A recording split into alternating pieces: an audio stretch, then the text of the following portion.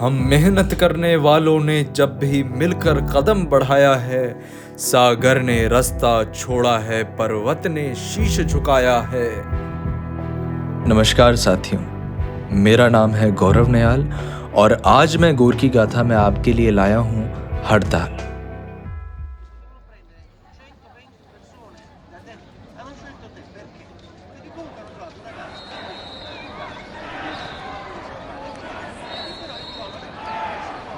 Naples के tram कर्मचारियों ने हड़ताल कर दी थी।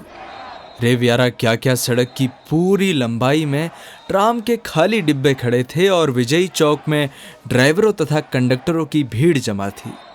बड़े ही खुशमिजाज हो हल्ला करने वाले लोग, पारे की तरह चंचल नेपल्स वासियों की भीड़। इन लोगों के सिरों और बाग के जंगले के ऊपर तलवार की तरह पतली फव्वारे की धार हवा में चमक रही थी।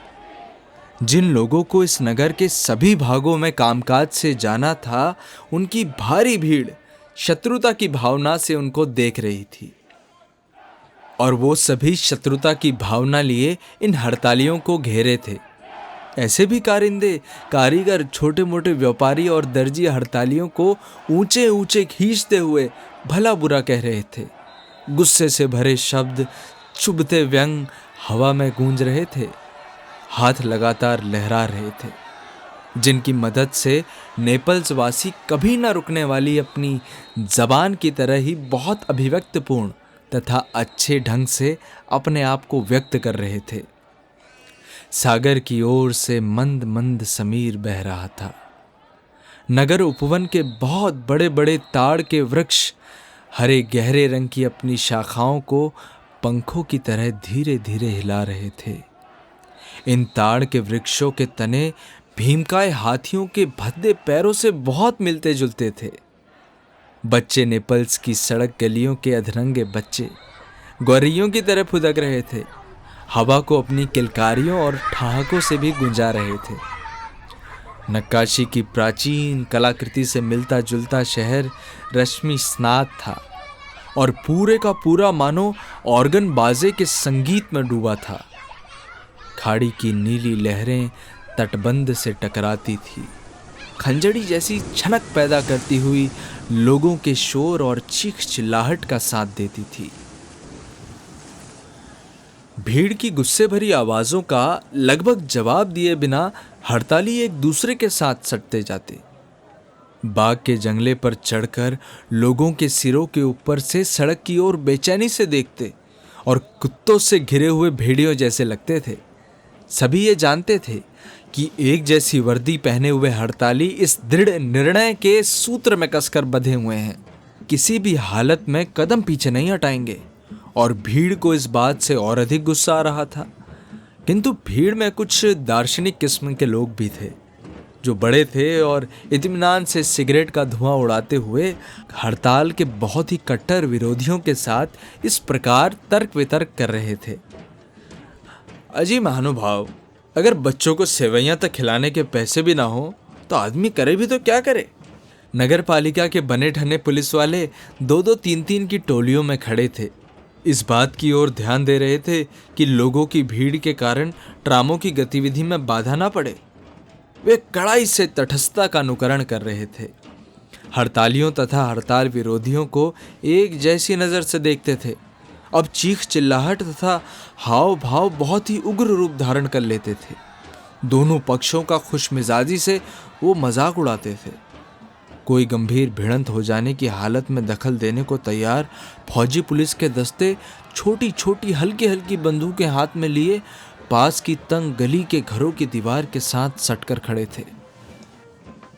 तिकोने टोप, छोटे छोटे लबादे और पतलूनों पर रक्त की 2 धाराओं जैसा पट्टियों वाले पतलून पहने ये लोग खासे मनहूस लग रहे थे। आपसी तू मैं, ताने, बोलियां, व्यंग, तर्क वितर्क, अचानक ये सब कुछ बंद हो गया। लोगों में एक नई मानो शांत देने वाली भावना की लहर सी दौड़ गई।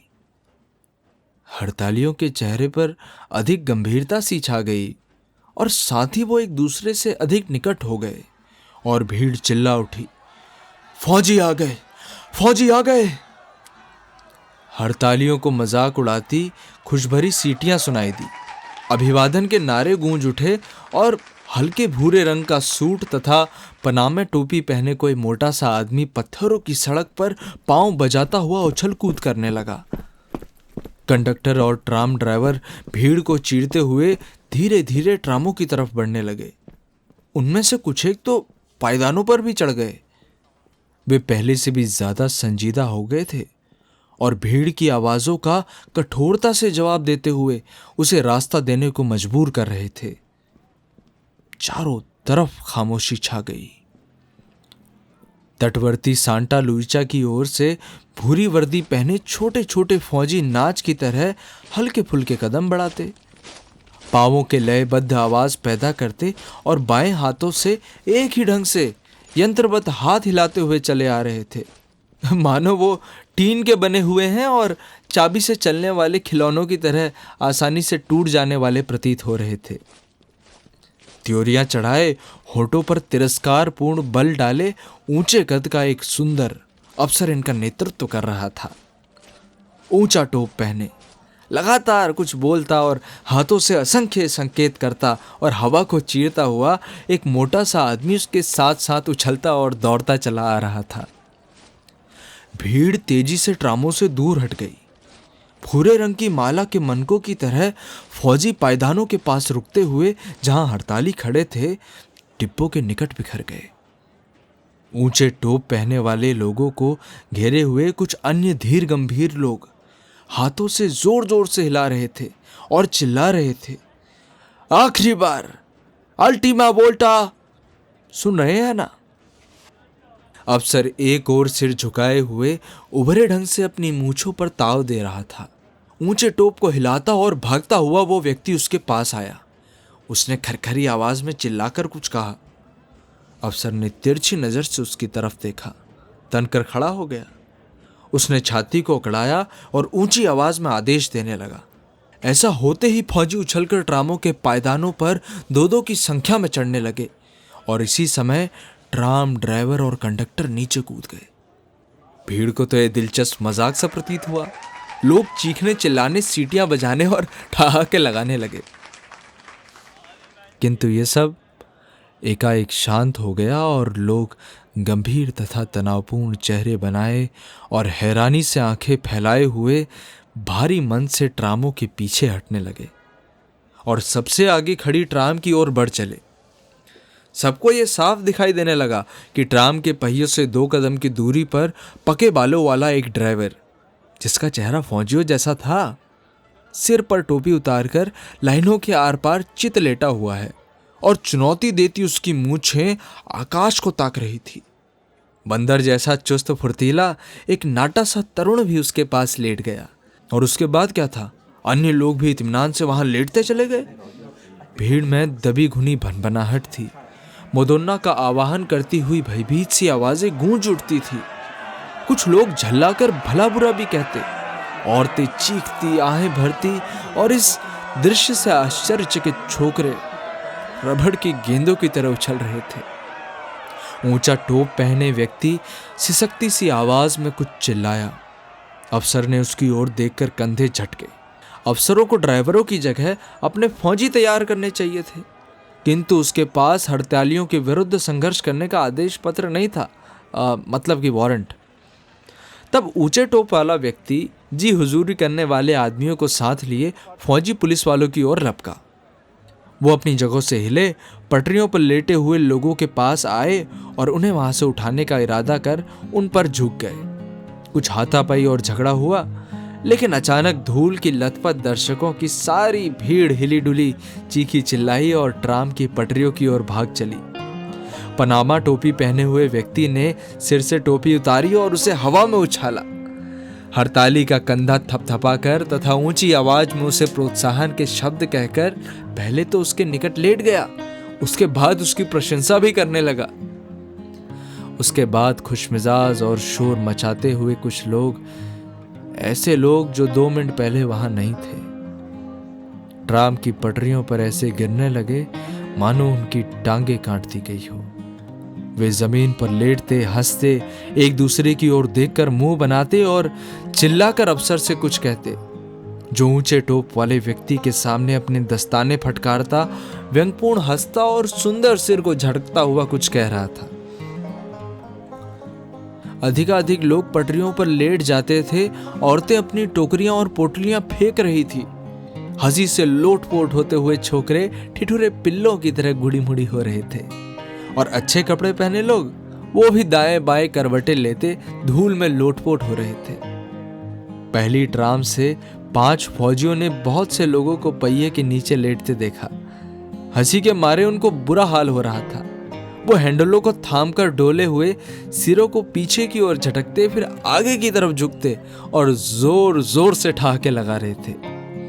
अब वो टीन के बने खिलौनों जैसे तो बिल्कुल नहीं लग रहे थे। आधे घंटे बाद शोर मचाती, ची चू की आवाज पैदा करती सारी ट्रामें नेपल्स में चल रही थी। ऐसा लगा कि अचानक शहर जाग उठा। उनके पायदानों पर खुशी से मुस्कुराते हुए विजेता खड़े थे और डिब्बों के साथ साथ चलते हुए वो बड़ी शिष्टता के साथ पूछ रहे थे, हाँ जी भाई साहब, टिकट। उनकी ओर लाल और पीले नोट बढ़ाते हुए लोग आंखें मिचमिचाते थे, मुस्कुराते थे, खुश मिजाजी से बड़बड़ाते थे।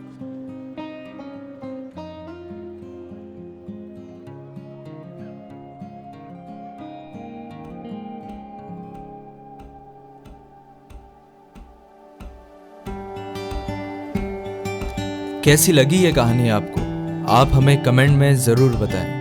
अगर आपको ये कहानी पसंद आई हो तो इस वीडियो को जरूर शेयर करें। सहयोगी इसी तरह आपके लिए नई नई कहानियां लाता रहेगा। इसके लिए हमें सब्सक्राइब करना ना भूलें। सहयोगी को आगे ले जाने के लिए आप हमें बाय मी अ कॉफी और पेट्रियन पर अपना समर्थन दे सकते हैं। तो जल्दी मिलेंगे दोस्तों नई कहानी के साथ।